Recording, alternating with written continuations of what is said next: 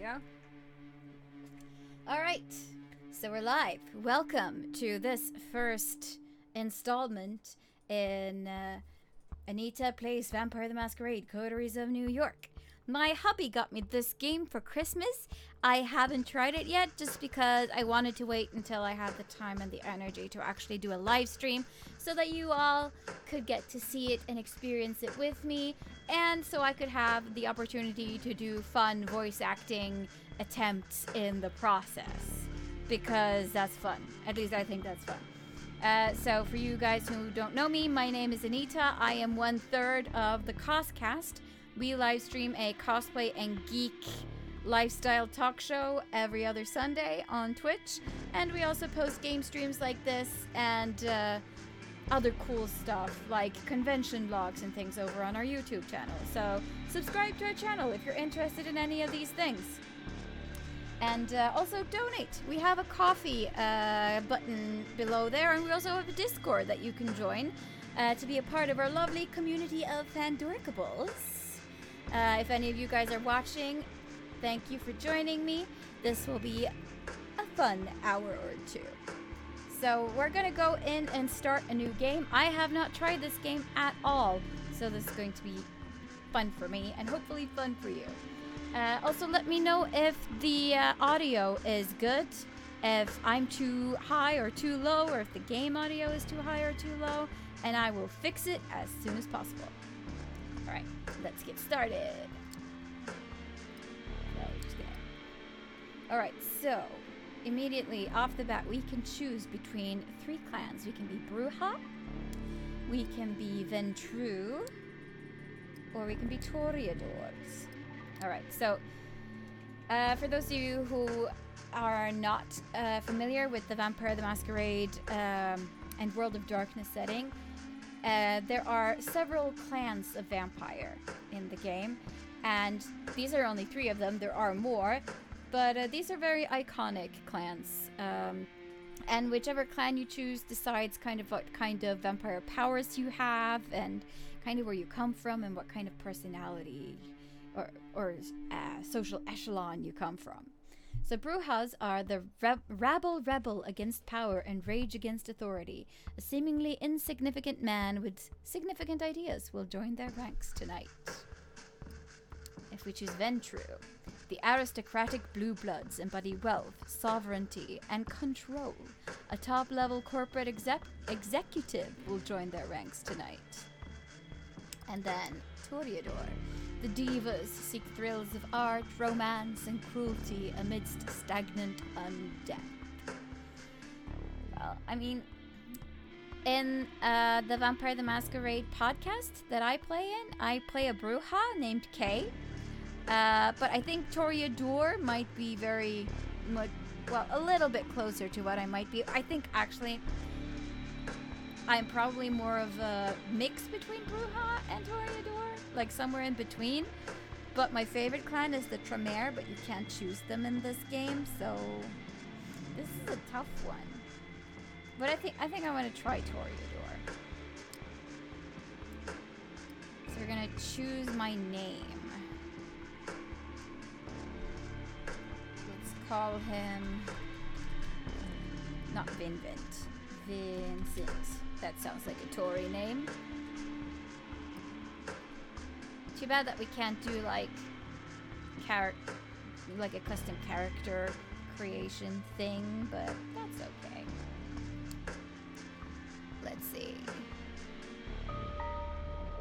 So our story begins. So there's a mystery person here talking to us, apparently. New York taught me to believe in fate. Alright. Had you asked me about fate back when I was human, I would have told you it's just superstitious bullshit, that we're all designers of our own destinies. That belief shattered when the richest woman in the United States, the actual richest one, not a face you could have seen in the papers, of course, sank her teeth deep into my neck. It happened in the very same place you're standing in right now, by the way. Fate? You decide. Please, there is absolutely no need to be hostile. Just listen for a little longer. You see, my mistake was I flew too close to the sun. It makes sense that my punishment was to never see it glow again. I was incandescent myself. I was hot shit. I had it all. Money, looks, confidence, connections, men, women, a career, and a spark in the eye. The one you need to be born with. And that's when someone far more powerful than me saw my radiance and thought, that won't do. She robbed me of the light erupting from within me and gave me a subtle, enduring gleam in its place. She decided it would fit me much better.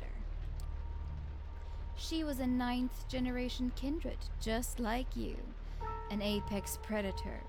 She probably enjoyed showing me a peak of human excellence, my real place in the food chain.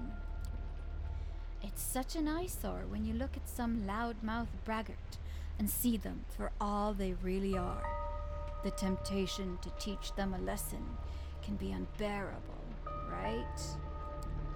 Well, my sire's lesson was a lesson about fate, a message saying you're eternally doomed to begin at the You're eternally doomed to being at the mercy of your sovereigns. It almost drove me to destroy myself.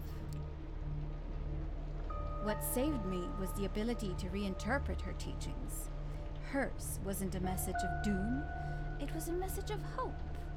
Fate exists, and one can shape it if given the right tools. My sire didn't believe my tools were fitting for the job. She considered them toys, and me, just her amusing subject. Well, she's deader than dead now, and I'm still here, standing right where she stood when we first met. You might have wondered how I've learned about your arrival to JFK Airport. My answer is, of course, destiny. As luck would have it, today happened to be a day some of my associates were inspecting the coffins. Driving you here straight from the plane and having you wake up in such an unfamiliar place was a little desperate, and I do apologize for it. But it is so rare for you to visit New York. 3 times in the last 15 years, was it? And you're never eager to inform me you're here. I understand you still have that meeting on 53rd Street later tonight, so I'll provide a comfortable transport. I value our relationship very much. Don't get that wrong. But it is precisely because I value it that I'm going to ask you to repay the favor you owe me. You're the only one I trust to do the job well, and without attracting attention. You might think I'm crazy asking you to breach the rules of our society like this. You might think you won't get away with it unpunished. But this is New York, and I don't know about other cities, but in this one, fate really exists. And right now, it's smiling in your favor. This is how it begins.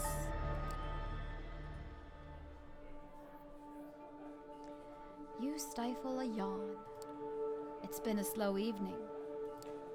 The little bit of red liquid left in your glass and the crumbles on the plate remind you that, if nothing else, these art exhibitions at least come with some decent wine and legit catering. And yeah, it's fun to talk about your work on display, even if you end up discussing it with pretty much the same people at each such occasion. You've already met that one critic who keeps telling you, with self-assured authority, how you should pursue a different artistic avenue. Then there's the obligatory doe-eyed art student who's oh so impressed with your technique. To be fair, you're not all that happy with your latest piece, but hey, it's not the worst thing you've seen tonight. That ignoble, dubious honor belongs to one of the other paintings on display. And yet, its author, currently being paraded around by his rich parents, has barely been able to grab a bite of the fancy canapes. So many sycophants to meet, so little time. For a moment, you think that maybe it's not worth it. Maybe you should take the critic's advice, cut your losses, sell out to some corporation, and get it over with. And, as if the universe wanted to validate that train of thought, that's the exact moment your sister Emma decides to pop up in your view. So this is Emma. So, let me get this straight. Cushy corporate jobs are selling out, but supporting a billionaire's vanity project is totally fine with you? Hi, you absolutely despise her as an artist. While you're struggling to uphold some nebulous ideals of what art is meant to be, she's perfecting her ways of mooching off the system. Shamelessly preying on little-known street art and niche internet memes, she repackages them as bougie-friendly that was hard. She repackages them as bougie-friendly collages. So it's perhaps no wonder the NYT has recently dubbed her a mind-blowing explorer of digital art's extreme possibilities. But in spite of all that, you absolutely love her as a person, even as you welcome her by smacking the back of her head, a gesture meant to convey nothing but deep affection. No, but seriously, supporting young artists? My ass. I don't know what kind of money you got for this piece, but I doubt it was even a fraction of what it's going to be worth in tax benefits. The gallery owner actually said that if he had to choose his most valuable audience, it would be the IRS. And I'm pretty sure he was only half kidding. You mumble a non-answer and then segue into a different subject, trying to preemptively quell her repeated offers to get you a steady job. Of course, she proves as insistent as ever. You know, sometimes I just don't get you. On the one hand, you wouldn't be caught dead taking money from the inevitable winner of the culture wars. On the other, if someone gave you the chance to collaborate on some dumbass Oscar bait flick sponsored by Larry Ellison's bailout fund, you'd do that shit for free. She rolls her eyes and asks, you know what the only difference is between the art scene and the culture industry? The culture industry actually pays your bills. Frostheim says, what is this? Oh lord, is this the new one? I shouldn't watch this. This, my friend, is the text-based RPG called Vampire the Masquerade, Coteries of New York. So it's completely text-driven, so I get to read a lot. So this is kind of like reading a book out loud, I feel. Sort of. Does that hit my goal of reading a book this year? I don't know. Maybe. But, I mean, if you plan on buying this game, you're only going to see the Toreador side of the story, so you still have 2 other stories you can choose to do. And not be spoiled. So, because apparently they're completely different. But hey, if you're enjoying it, please stay. Keep me company. Because it's just me right now and 2 of you guys. So, hey, hope you're having fun out there. Drop a line in the chat and introduce yourself if you feel like it. And subscribe to our channel on Twitch. And like us on Facebook and Instagram. And you know all of that other stuff. Alright, so let's get back into it. As expected of someone who's given up on attempts to infuse her work with any sort of enduring quality and decided to just keep responding to the zeitgeist. She claims to happily accept the fact that after she dies, both she and her work will end up in a landfill.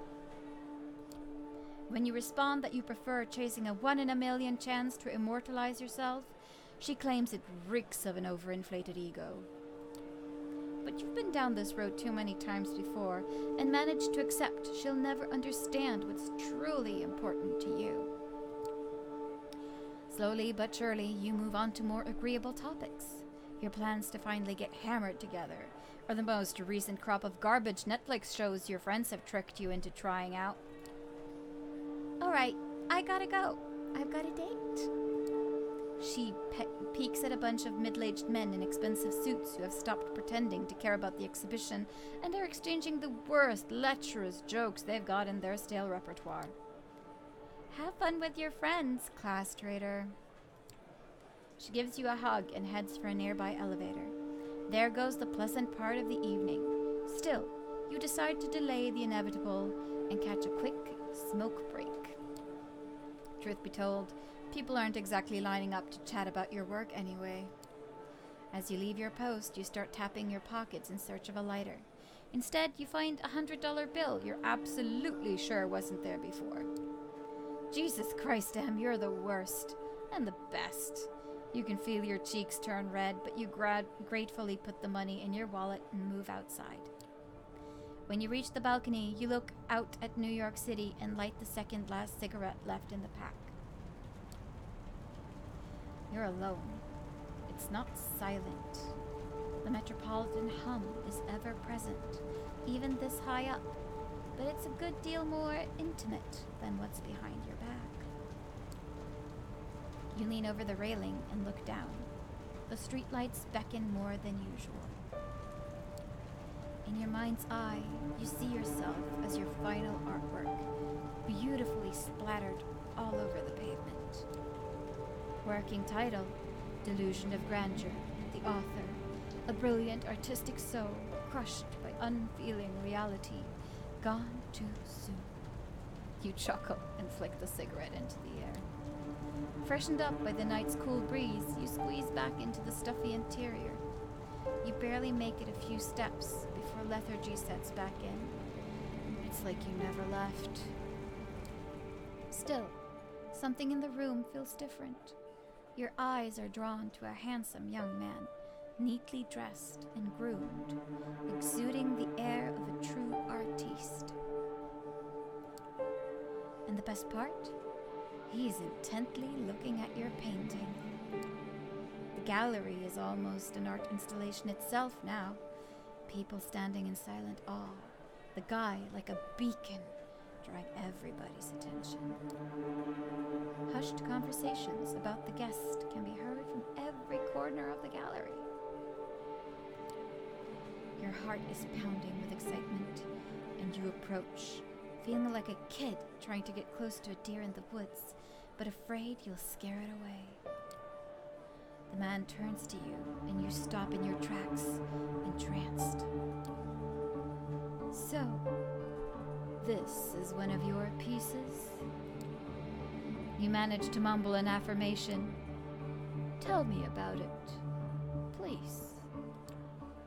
As you start discussing your inspiration, technique, and process, the man's eyes lock onto the painting again.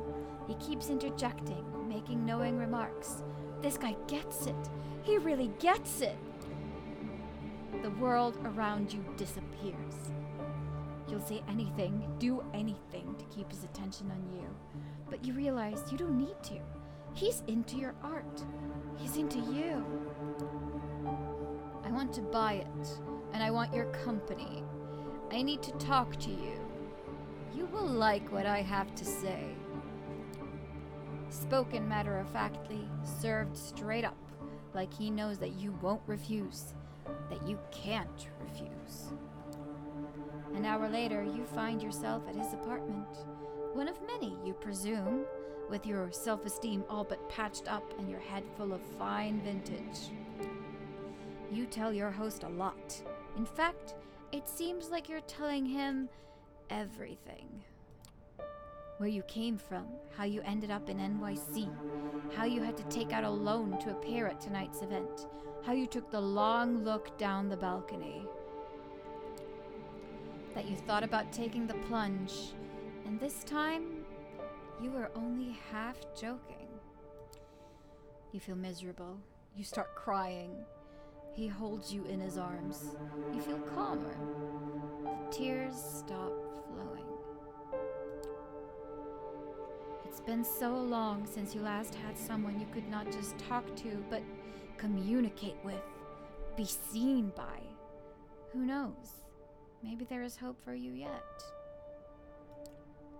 That feeling of bliss is the last thing you remember before passing out. Next thing you know, you're lying on the couch in that same apartment, hungry and dehydrated. How long has it been? Hours? Days? More? You're feeling weak, confused. around in a panic. Is he still here? Thank God. Yes, there he is, standing in the doorway. His voice breaks the silence and fills you with hope, until you realize what he's saying.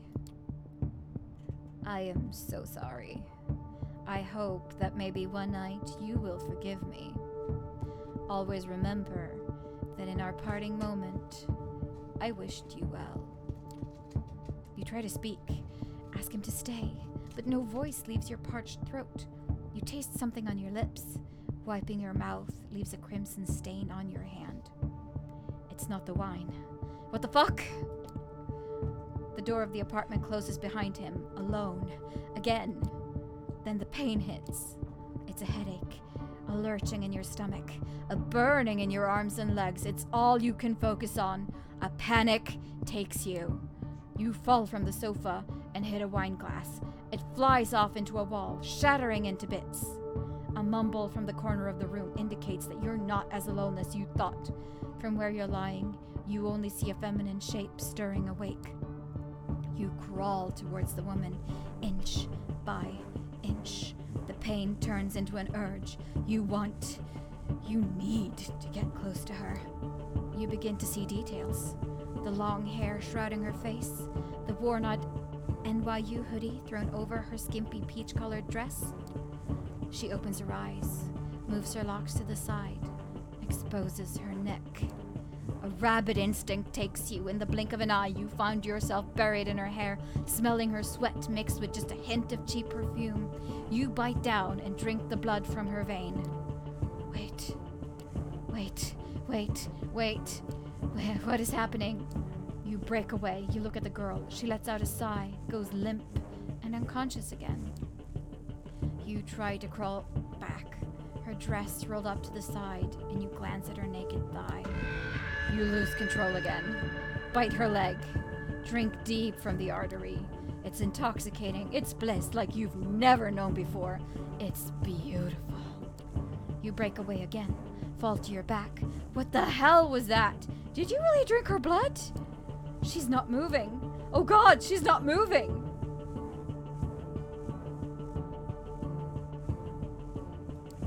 You check her pulse. She's cold to the touch. Nothing. No heartbeat. No sign of breathing. That's when it hits you. Your chest isn't moving either. Your heart is not beating. You are cold to the touch. You reach for your phone. It's not there. Where did you leave it? Or maybe he took it. Impossible to say. You stumble around the apartment, but find nothing you can use to call for help. You need to get out of there. Now. You look outside the window. You're high above the streets. There's no balcony, and the building's exterior is glass almost all the way down. You'd never survive the jump. But maybe that's precisely why you should leave the room this way. You've just killed somebody. Your life is essentially over. A sickening void is opening in your stomach, warning you that your reality is about to turn into unbearable hell. A voice in the back of your head tells you that the smartest course of action is to take the leap before it does. And the more you argue with it, the more reasonable it sounds. You're just about ready to pick up one of the chairs and try to break the window when you hear the clicking of keys in the lock. You freeze in place. This is bad. Your thoughts start racing desperately, but instead of a rational course of action, only vision of false hope come to your mind. What if it's him? What if he's had a change of heart? What if he sent someone for me? You almost feel your heart beat again with excitement as the doors open. Almost, but not quite. A man enters, but not the one you expected. He's tall, broad-shouldered, handsome, with darkish skin. His suit is stylish and immaculate. You've never seen him in your life, but you immediately see past his sharp looks to see his sharper nature. He's a predator, and if you're not careful, you might become his prey. Stranger. Good evening. I'm here to pick you up. A deep and motionless voice. He turns his eyes to the lifeless body of the girl in the purple NYU hoodie and raises an eyebrow. So, what do we say? We're gonna go for honesty here. I killed her. I think I killed her. Yes, that does seem to be the case. He approaches the bed to examine the corpse from up close. Well, this is unfortunate, but preferable to going insane from hunger. Quite a nice gesture, actually, if troublesome. He briefly looks at you with something like pity in his eyes, then changes his expression to a perfectly blank one. Listen, you may perceive your current situation as something out of the ordinary, but I've met hundreds of lost sheep like you, and you see, they tended to fall into two categories. First, there were the smart ones, those who carefully obeyed my every word and didn't pull off any stupid stunts. They always got where they needed to go, safe and sound. Then, there were the dumb ones. The punks who thought they could take me on. The wise guys who tried to contact somebody secretly and without permission. The troublemakers who tried to run off or make a scene. None of them got to their destination in one piece. In fact, a lot of them never reached their destination at all. The man talks in a bored, professional tone, giving off an impression that he really has delivered this speech countless times by now. So you see, despite being a smart person, I'm a Mets fan. I love baseball, and it inspired me to come up with a 3 strikes system to determine if someone is dumb. If you get on my nerves 1 or 2 times, well, I understand. Not all of us perform well in stressful circumstances. But if you do it 3 times, understand that there will be no excuse, no forgiveness, no mercy. His presence changes ever so slightly. Say, I understand, sir. Now. You feel an overwhelming, barely resistible urge to fulfill his demand. Well, if we do feel that, then we'll say it like we feel it. I understand, sir. Excellent. All right. Have you got anyone you'd like to inform about your current situation and tell them you're all right? He flashes his fangs briefly as he talks, and for some reason, the sight causes a chill to run down your spine. Something's wrong with him. Someone closest to you? Oh, we could lie, we could answer truthfully. I think we're gonna go with the truth, because this guy looks like he's a no bullshit kind of guy. Emma, my sister. She's probably having a night out in Brooklyn with her artiste friends. Can I call her now? You take out your phone while asking the question. He shakes his head and points at the hooded corpse next to him. If you want to implicate her, go ahead. I think we'd all be better off if you let me make sure that she only knows what she needs to know. Yeah, agreed. Give me her phone number. I'll have someone get in touch with her. You oblige and hand him the smartphone so he can copy the number from your list of contacts. Thank you. This will be useful in illustrating my next point. Instead of giving you back your phone, the man hides it in his pocket. From this night onwards, you are subject to different laws than the ones you grew up with, and you'll be watched by many eyes to ensure these laws are respected. You are forbidden from letting anybody know you're still alive. You are forbidden from showing your face anywhere they know you. If anyone comes to search for you, it's over, both for you and them. He interrupts his monotone recitation to stare deep into your eyes.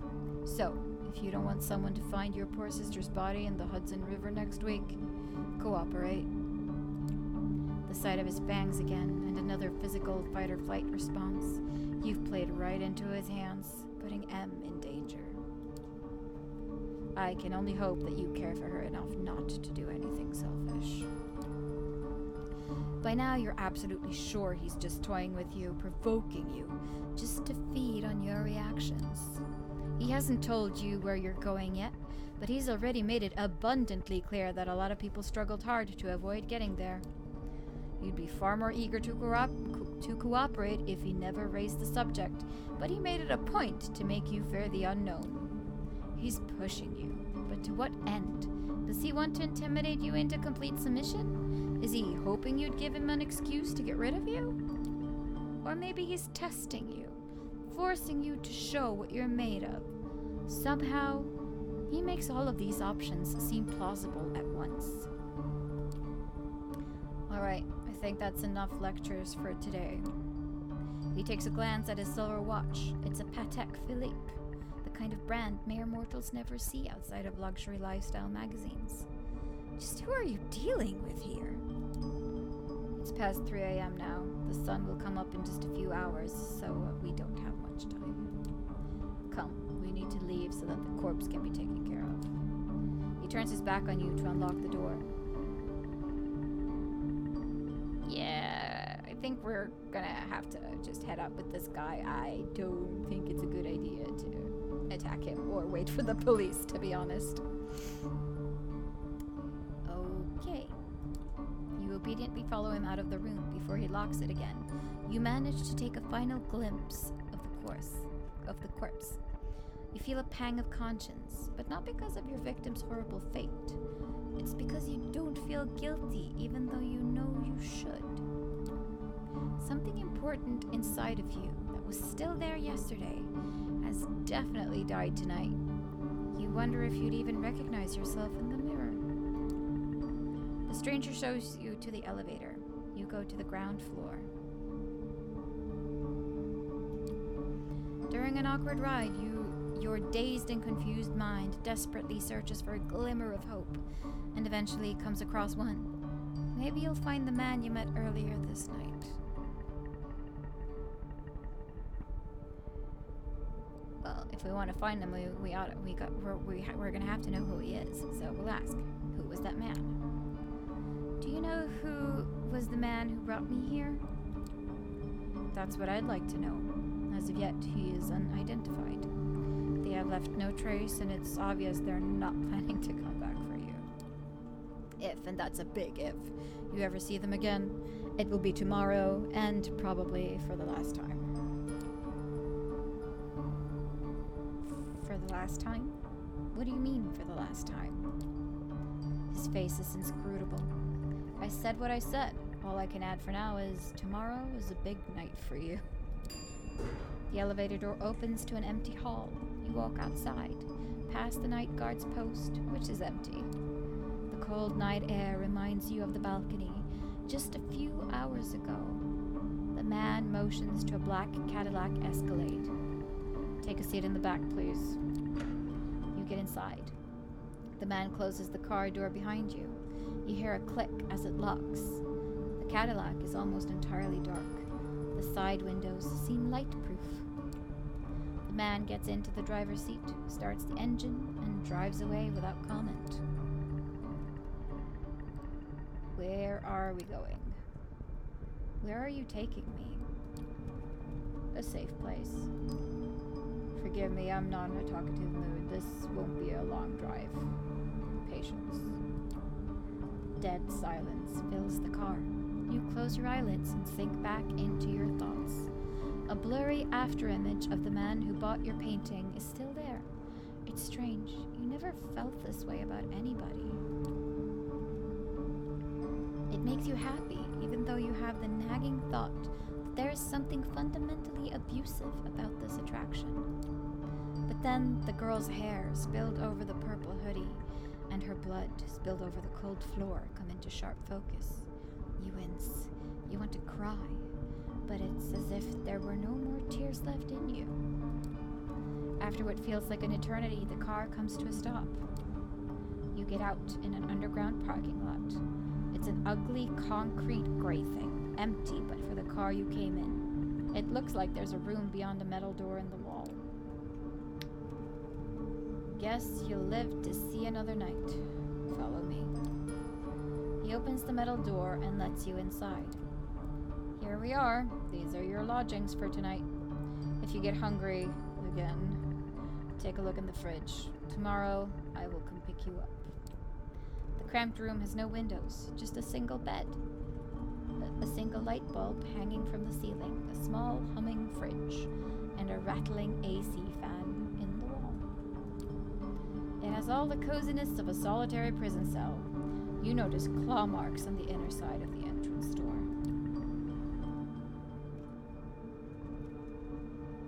Yeah, not going in there. I mean, you wouldn't want to do that if you were suddenly brought to this strange place, so...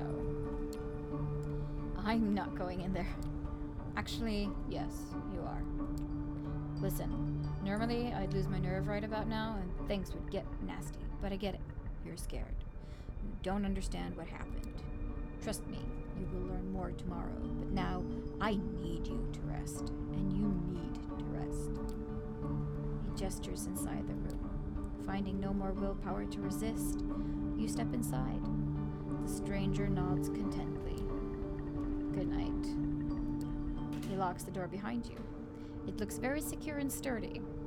You open the fridge. There's a single plastic bag there filled with red liquid.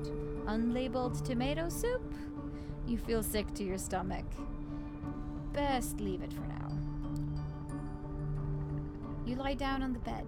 It's a simple mattress on a metal frame, kind of grimy and damp.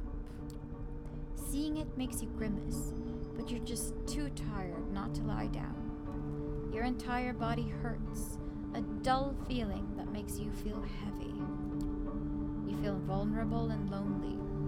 Usually when that happened, you'd turn your attention to painting, just to not think about the alternative.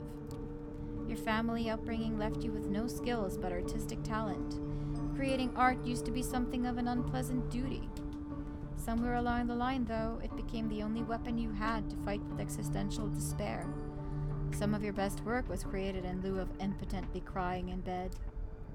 Hell, you're pretty sure a few of those pieces had your tears mixed in with the paint, like the painting that led your whole night to this. You look back at your life, and it starts looking like a downward spiral. You are so tired. Your entire body tenses up, and before you know it, you drift away into oblivion. You wake up. That in itself is a surprise. You barely remember when you drifted off. It didn't feel quite like sleep, more like plummeting into an endless void. You imagine that's how death feels like. The room is unchanged. The lamp is still on. The AC is still rattling. The refrigerator is still humming. You take a look at your watch. It's almost 9 p.m.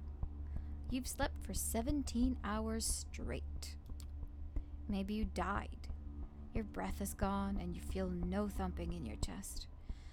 Does that qualify as dead if you're still conscious? You're not sure about that, but you are certain about one thing. You are hungry. It's not your stomach rumbling, though. It's a need that starts somewhere in your abdomen and spreads to your chest, throat, and back of the head. You open the fridge. The bag is still there. You take a closer look at it. If it is soup, then its color and texture are off. You pull the cork out to take a whiff. You recognize the smell immediately. Holy shit. There's no mistaking it. It's bagged blood. The smell is faint, and you remember some situations in the past where you found it nauseating, but now it's almost... No, not almost. It is enticing. Yeah, we gonna drink that blood. It feels wrong, but right now, there's barely anything in your life that doesn't. To hell with it. You pour a bit of the liquid into your mouth. It tastes bland. Reminds you of a cheap supermarket juice. Just enough flavor to register as what it claims to be on the box, but nothing like the real thing. Nothing like what you had the last time. You swallow it. Somehow you don't feel sick. in a weird, messed up way, you can't help but think it feels nourishing. You take a few more sips, and then just another one. Suck on the bag a little more. Eventually, you find that you've emptied it entirely. All. You look at the info pressed into the side of the bag, 450 milliliters of it. Even with its blandness, you still feel like having more. You realize your body longs for that intoxication and high you felt when an image of that corpse crosses your mind, causing you to wince. What have you become? You try to piece your thoughts together, make sense of it all, when you hear the lock click and see the door open. Standing there is the well-dressed stranger you met yesterday. I'm gonna take a drinking break.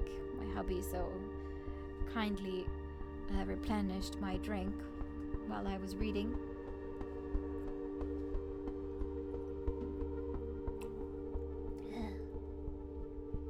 That was good. All right. Immaculate suit again. That predatory look, like a hawk on a hunt, but somehow more relaxed tonight. So, like a tamed hawk, maybe? Good evening. Slept well. He notices the discarded emptied bag. I see you had a bit of a snack. I'll be like, am I still human? Am I still a human being? Luckily, one does not typically shed their entire humanity in 2 nights. You should be fine. Come on, we've got places to be. The car is humming in the empty parking lot just outside the door of the cramped room you've spent the day in.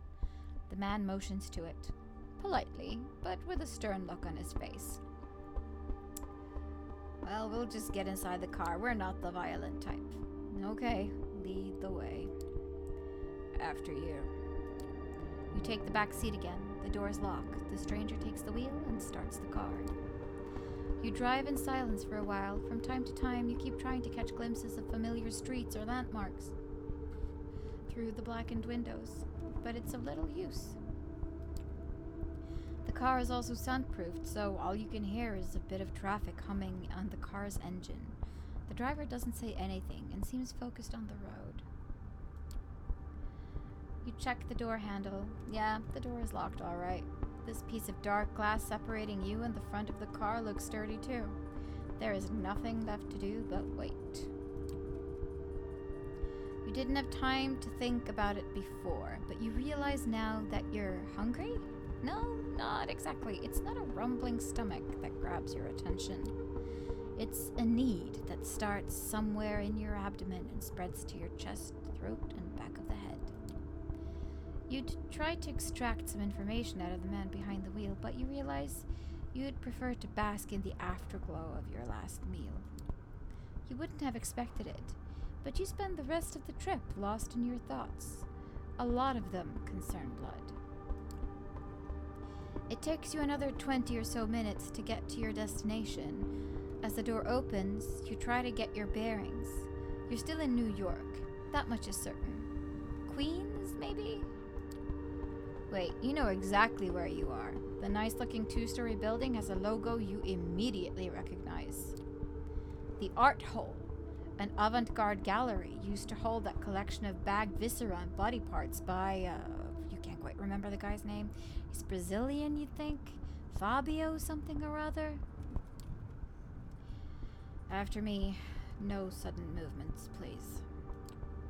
You've never been inside, not quite your style, but the place has quite the cult following. You keep racking your brain for more facts, hoping they'll help you with whatever you got into. 2 large men in suits flank the door to the gallery on both sides, and they give your companion a nod as you approach. Prompted by the stranger who guides you, you walk inside. The gallery is full, which is unusual at this hour, to say the least. About 2 dozen faces fill the showroom, and a number of waiters navigate the gathering, serving drinks. All of them are beneath the guests' attention. The visitors are well dressed for the most part, but it's unclear what they have gathered here for. Nobody seems to be particularly interested in the art pieces on the walls, and the atmosphere is polite, unnaturally so. Many guests turn to look at you and the stranger who brought you here. Their glances are varied. You see open contempt on a few faces, and animated interest on others.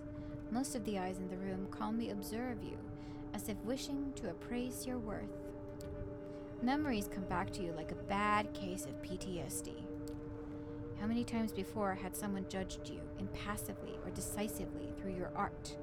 You'd share a piece of yourself with the world, and it'd respond by making you feel like garbage. It always took a lot of effort to not lose your cool and tell all of them to shove their opinions up their collective asses. Now, looking around, it feels like you've become another artwork, as commodity to be judged by a bunch of obscenely wealthy, out-of-touch assholes. It makes you want to scream. The woman. Good evening, Kadir, and to you, child. The noble, cold voice takes you out of your head and back to the situation at hand. The gallery, a crowd of strangers. You being brought here against your will. For what purpose? The room awaits your response. I guess we're gonna be polite. Good evening, miss. Stranger, you are addressing the Prince of New York City, Helene Panhard, child of Michaela. Prince Panhard, thank you, my sheriff, but I am capable of introducing myself. She is somewhat plain-looking and doesn't seem to possess a great deal of charm, but still, the entire room is intently focused on her voice. She has influence over these people. That much is clear. You may address me as Prince, child. I realize your introduction into unlife was abrupt, and I understand your sire left shortly after. The rules of our society dictate I punish you both for this transgression. A murmur of agreement, maybe, can be heard from the gathered audience. Prince Panhard, but I am willing to listen to what our loyal sheriff has to say about the circumstances of your embrace first. I'll be like, my sire? Wait, my sire? You mean the man I met at the gallery? That's one of the things we're here to ascertain. You are about to be judged by the Court of New York City. Kadir, please tell us how you found this fledgling and what happened on your way here. Court? Prince? Is this some kind of secret society make-believe? Kadir, a trusted informant who has chosen to remain anonymous at this time tipped me off about a suspicious kindred appearing in one of our domains. Upon investigating, I found them gone, but this fledgling remained in their place. Interestingly, his sire made use of an older haven of one of the clan of the Rose for the embrace. They were even thoughtful enough to leave a local woman for the fledgling to slake his thirst on. Despite some reservations, he offered little resistance last night and cooperated on our way to the safe house. I was pleased to not have to force his compliance. We had a quick chat, but wishing to appear here post-haste, I urged him to join me, which he did without struggle. A pleasant departure from my usual routine, I must say. His thirst partially slaked with the bagged blood we kept in the safe house, we had a pleasant enough drive here. The story ends with us arriving at Elysium tonight. All eyes are on you again. You take a special interest in one of the faces. It's a beautiful woman with curly, almost blood-red hair and a dress to match. You see her whispering to some bespectacled man with an absent-minded look on his face. Who is she, you wonder? Prince Panhard. Thank you, Kadir. I take note of this fledgling's behavior and will take it into consideration later. She turns her attention to you. First, there is the matter of your sire, the person who brought you where Kadir picked you up from last night. Who were they?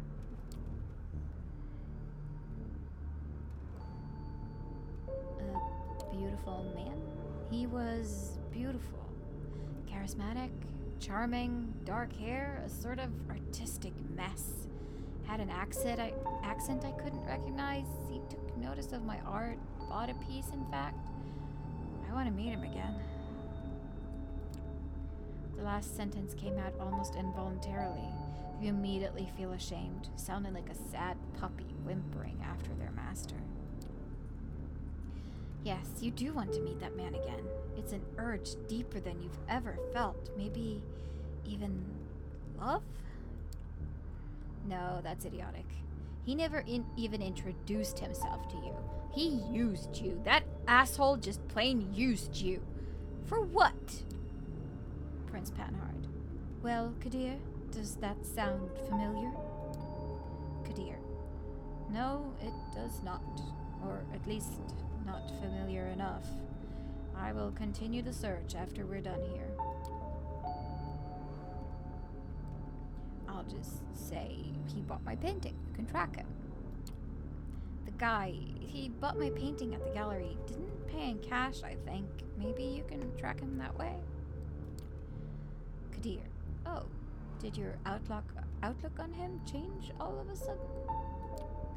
He smirks, seemingly enjoying your misery.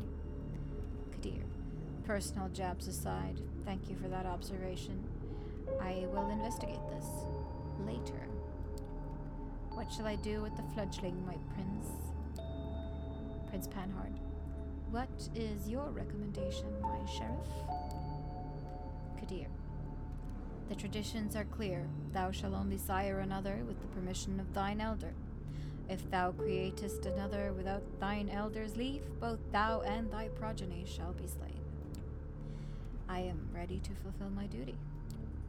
Prince Panhard. Stay your hand for just a moment longer, Kadir. I wish to consult my counsel on this. Make sure everyone is in agreement. Kadir. Of course. He seems strangely relieved. The prince leaves the main showroom, and about 6 people follow her out. You're about to ask this Kadir what all that talk of traditions and councils was when the red-haired woman approaches the two of you. Kadir. Sophie. Sophie. Sheriff, I was wondering if I could have a word with the fledgling. Kadir. What for? She lowers her voice in response. Sophie. Come now, Kadir. We all know what the verdict is going to be. Let me speak to them. You might not have to stay in your hands tonight after all. Her words grab his attention. His face is hard to read. It's like several emotions are struggling for domination. Anger, sadness, hope, gratitude, resolve. Kadir. I'll go get my sword. He steps out of the room the way you came, and you are left in the showroom with the woman in the red dress. Hey, Felix Jonathan has liked the stream. Thank you very much. Alright, so I'll continue where I left off. He steps out of the room the way you came, and you are left in the showroom with the woman in the red dress. She takes you aside, and the eyes of the remaining guests follow you. Sophie. Well then, fledgling, you are in quite the pickle. I'll ask, what was that about a sword? Wait, did I hear that right? What did he say about a sword? Sophie. Your hearing isn't faulty. We only have a short while before the prince hears her counsel out and Kadir returns here with his blade, so listen, please. Last night, you became a vampire. Wait, what? Sophie. Oh, yes, I'm well aware of how ridiculous that sounds. It's the reason why we have these nicer words for it. Kindred, being embraced, having a sire. The fact remains. The beings called vampires? You're looking at them. They're us. You glance around. Some of the guests are still occasionally looking at you, commenting on you in hushed tones. Many of the patrons are pale. Really pale. Most hold glasses of wine. No, not wine. That's not the right thickness, and not the right color either. You're trying to come up with something sensible to say, but you're drawing a blank. It makes a morbid kind of sense. You drank blood last night, there's no denying it, and your breathing has not returned. Your heart remains still. A vampire. Two voices in your head start battling for supremacy. One of them slowly begins to put everything that happened since yesterday together, coming to a conclusion that no matter how insane it might seem, nothing but what she's saying makes sense. The other voice just keeps saying, "What the fuck? What the fuck?" on repeat. Sophie. You're surprised. This is often how it plays out by design. Kadir deliberately keeping you in the dark and all. If we do nothing, you will be cut down as sure as day follows night. But I'm here to offer you a chance, a way out, under one condition. I will take you under my wing. If you're lucky, the prince will be in a good mood tonight, and your deference to Kadir will work in your favor. She might agree to this, but only if you swear fealty to me. I am not making this offer lightly. As your patron, I will take responsibility for you. Your actions will reflect on me. If they reflect negatively, well, I will make sure you face the consequences. What happens if I agree? Suppose I say yes. What happens then? Sophie. You survive, hopefully. Or not, depending on the prince's whim. I'm giving you a chance, not a guarantee. But if you take me as your patron, I will be your guide in this new reality, and you will assist me, like a child would a sire. Steps and hushed voices can be heard from the side room. It seems the prince and her council are returning to the showroom. Kadir appears from downstairs as well and starts walking towards you. Sophie, when you hear the verdict, ask to be spared. I will intervene. Remember my condition. She flashes a heart-melting smile towards Kadir, who does not smile back. The sheriff's immaculate suit is now complemented by a curved oriental-looking metal scabbard, fastened with a colorful sash around his waist. It would look vaguely ridiculous if it wasn't surprisingly intimidating first and foremost. Kadir takes his place next to you and observes as the prince takes center stage again. Prince Panhard. Loyal kindred of New York City Camarilla gathered here tonight. I have made my decision regarding this fledgling. She briefly addresses you. Prince Panhard. I want you to know that this was not an easy decision to make. For your part, you have not done anything to earn our ire. I do feel a genuine sorrow for what must be done. We're all keenly aware that these nights we need to close our ranks and trust the wisdom of our elders and their traditions more than ever before. There is no place for tolerating dissent when our very existence is under constant threat, although I acknowledge some of my council's divergent opinions on this. She takes a look specifically at one of the people who left the room before, a rather plainly dressed, shy-looking man whose skin has a somewhat healthier tone. He bows his head in deference. Prince Panhard. I hold the final authority over this fledgling's fate, and I declare that while their embrace might be the sire's responsibility, in their absence it is their progeny that must be punished. The sentence is final death, to be resolved presently. Kadir, you hear a scraping sound and see that the sheriff has unsheathed his curved sword. It is a beautifully detailed blade, which you expect must be worth a small fortune. Its apparent sharpness makes you freeze up. Kadir. 2 outs. Bottom of the 9th. His quiet mumble is audible to nobody but you. As his eyes meet yours, you note just a hint of sadness in his countenance, one that quickly vanishes to give way to grim determination. And he's out to bat. You will not get another chance to speak up. Ask for mercy. You make your choice. I don't want to die. Spare me, please. Sophie. Prince, if I may ask you to stay the sheriff's hand for a while longer. Kadir looks at the prince, awaiting her response. The sword is still hanging above you, threatening to fall at a moment's notice. Is there something you'd like to say, Mr. Langley? No, Mrs. Langley. Yes, if I may. At first, the prince looks somewhat annoyed at the distraction, but she stays quiet for a while, measuring the mood in the room. The bored elites suddenly look at you with aroused interest, some of them dismayed at not seeing the bloodshed, but all intrigued by the unexpected twist. The prince nods. Prince Panhard. Well, let's hear it.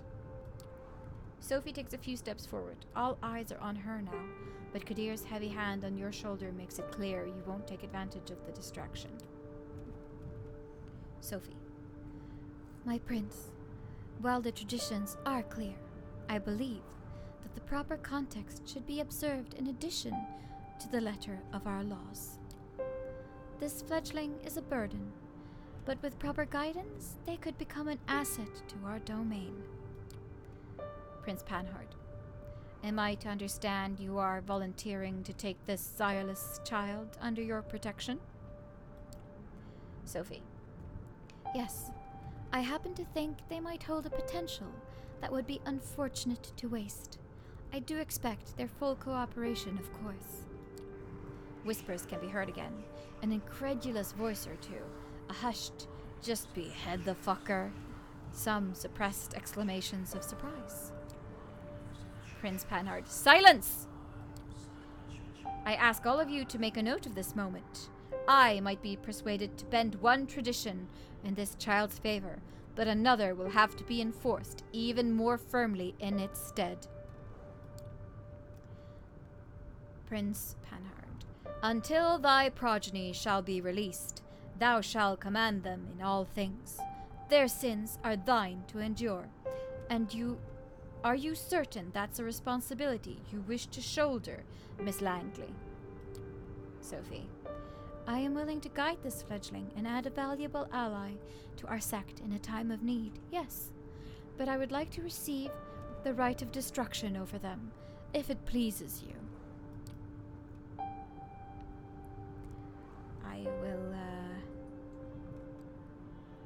I'll cry out. Give me a chance to prove myself, Prince. I am worth keeping alive, Prince. Give me a chance to prove myself. Prince Panhard. That remains to be seen. I do take notice of your tenacity. See that it doesn't become a burden. I shall grant what you ask. Let it be known. Sophie Langley of the Clan of the Rose will become this fledgling's patron. They shall be considered like sire and child. Ms. Langley will take full responsibility of them, and I grant her the right of destruction, if she sees fit to use it. Let my intentions be clear, however. I am to turn a blind eye to one of our most important traditions on this occasion. I expect it to be beneficial to the Camarilla, substantially so. I hope you find this verdict satisfactory, Miss Langley. Sophie. Of course, Prince. Thank you. Prince Panhard. Very well. She turns to you. What is your name, child? Vincent, Prince. She nods. Welcome to the Camarilla, Vincent. Now, this evening proved to be even more eventful than I anticipated, but with the fledgling's fate decided, I believe our meeting here can conclude. Thank you all for appearing on such short notice. Give my regards to those who couldn't make it. Kadir, a moment of your time before I let you return to your duties. Kadir. Of course, Prince. He shoots you a side glance that doesn't leave much space for interpretation. You will be watched. You will be judged. And if need be, you will be punished. The two of them leave the gallery. Sophie. Well, Vincent, I think we've both already managed to significantly improve each other's evenings. But let's keep the ball rolling, shall we? I think we should have a toast to a new, fruitful partnership. She raises her hand at one of the well-dressed concierges, who have now reappeared in the showroom to refill the guests' glasses. The conventionally handsome man approaches with a carafe of red liquid. He pours it into 2 tall glasses. It's blood again, that much is clear. You're in 2 minds about drinking it, but the memory of last night's hunger makes you wince. You take a tentative sip. You expected the same blandness you tasted a few hours ago, but this one you can actually savor. It's smoky and warm, making you think of a cozy cabin in the woods. It does strike you as a strange image for your mind to jump to when drinking human blood, but it is what it is. You've never tasted anything like it. Sophie, do you like it? I think NYC caterers have very bourgeois ideas about what good blood should taste like. Apologies, you must have so many questions. While we're on the topic, perhaps we should start with those related to sustenance. Alright, so where do you get blood? It's kind of weird that you have waiters serving blood. Where do you get it from? Sophie, that can be a bit of a touchy topic. Let's just say that most of the blood available at events like this is crowdfunded. Did I get that right? It's hard to keep track of modern language. At any rate, what I mean is that there's a plethora of vessels on tap. As for where to get blood when you're not at Elysium tomorrow, I shall take you hunting and we will explore this topic further. What you need to know right now is that no matter how much you drink, you will always be tempted to have more, unless you consume someone holy to the last drop. But even that doesn't last. Best start by just taking a single sip from a vessel. Be prudent. Hot, fresh blood is more satiating than most anything that can be served in a fancy glass. But it can make you more voracious. As to how much you should have, it depends. If you're frugal, you can survive many nights without a single drink. But it's risky, and it will tempt the beast that is part of our curse. You mentioned a beast? That beast you mentioned, is that a metaphor or... Oh, it's quite real, although not in a strictly physical sense. It lives in all of us. Our nature and hunger manifest. Those more religious among us connected to the biblical Cain, the rage of the first murderer cursed by God, seething in all his descendants. I, however, am a child of the Enlightenment. Not that it makes my struggle any easier. I have to be wary like every other kindred in this city and beyond. Individual kindred each have a unique relationship to their beast. What yours is going to be remains to be seen. But you don't need to keep it under control.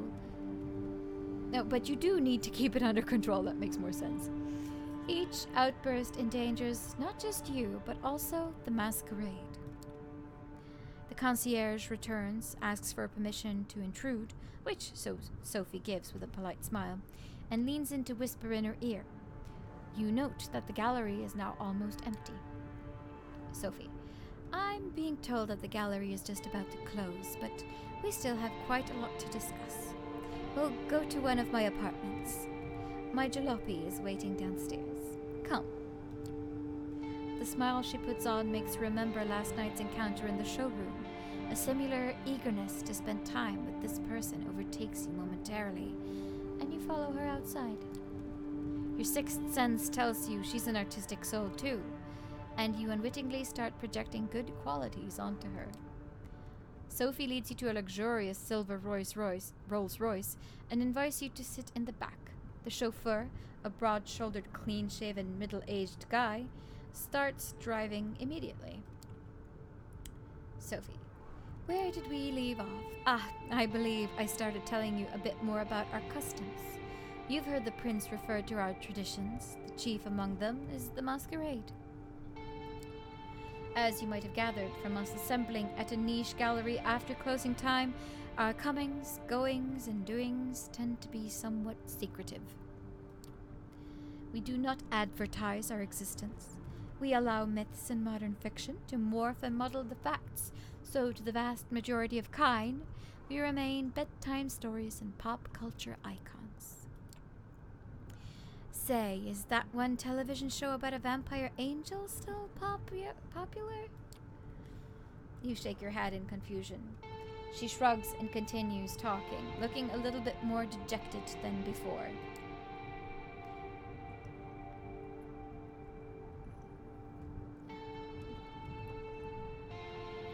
Our clandestine ways help us remain safe, allow us to explain away the occasional trip-up to the rational minds of 21st century humanity, and dictate much of our interactions with mortals.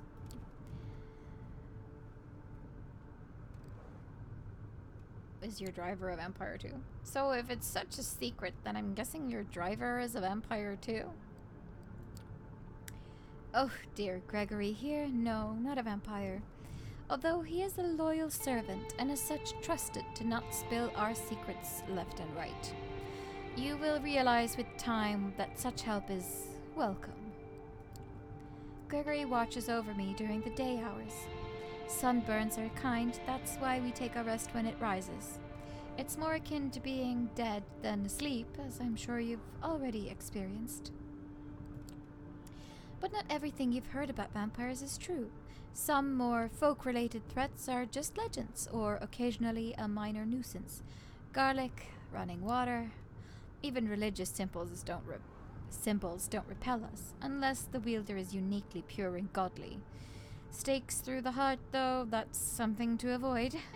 They do not destroy, but they do paralyze us. Well, that's just another reason to have somebody like trusty old Gregory making sure you're safe when you drift away. We have many enemies, and they often know their advantage lies with daylight.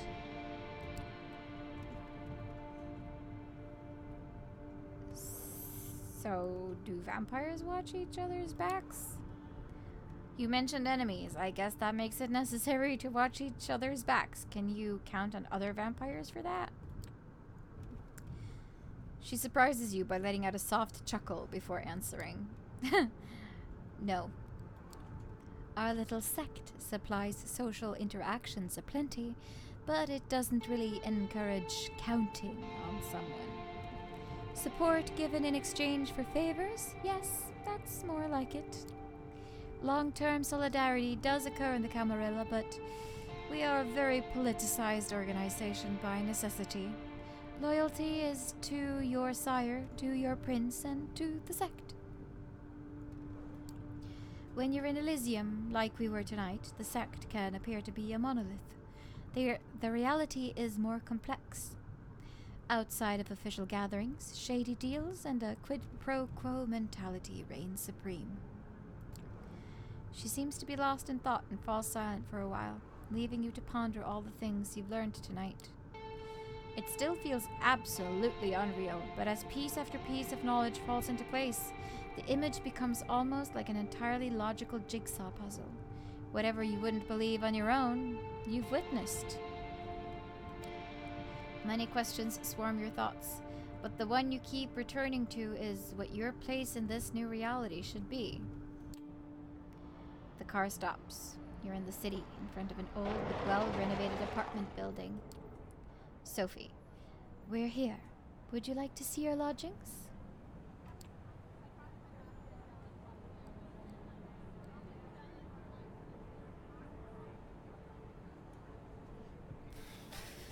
Is it another parking lot room? Is it another drab safe room in an underground parking lot for my safety and all that? Sophie, don't be ridiculous. You're not a sireless fledgling in Kadir's stern grasp anymore. And even he wouldn't hold you there any longer than necessary, I think. Come upstairs. She leads you through a small hall with a night guard who greets Ms. Langley with a good evening, and you take the stairs up to the second floor. Sophie opens the door to room 209. Inside are all the amenities you could expect from a modern apartment, and some you wouldn't have deemed necessary. Just the previous night, including thick blinds on the windows. The back room has a comfortable-looking bed and a thick steel door with several sturdy-looking locks, but no windows. Sophie, well, how do you like it?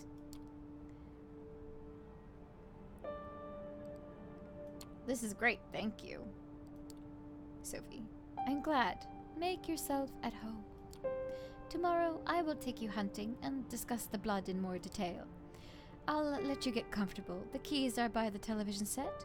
I will come pick you up tomorrow night. Use the back room for rest.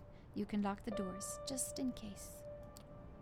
It stings a bit when she leaves. It's like the room suddenly became a few shades dimmer. You inspect the kitchen, hoping to find something to drink. Nothing. No regular food either. Feels strange that Kadir could be a more thoughtful host than your new sire, even if only in that respect. You briefly wonder if the sheriff might have a hidden side. With nothing left to do, you lie down on the couch with the TV playing in the background for company. Columbo reruns. Kojak reruns. President of the United States got himself into serious trouble again. President of the United States got himself out of trouble again. Pundits start yelling over each other about things that seemed a little bit less insignificant just 2 days ago. You start drifting off, reflecting about another night of confusing conversations and worldview-shattering revelations. How many more before you finally understand what happened to you and what you're supposed to do now? You keep coming back to the life you left behind, the people you should contact, the things you want to pick up from your apartment. You wonder when you'll have the chance for either. As you start to feel the same tiredness that made you drift into cold sleep last night, you settle in the back room. The bed is comforting. The lack of windows, less so. You leave the light bulb on, looking at it. You realize it's the closest you'll ever come to staring at the sun on a breezy summer day again. A wave of melancholy overwhelms you. A few minutes later, your consciousness fades and you take the plunge into darkness again. Sinking, sinking, sinking, sinking.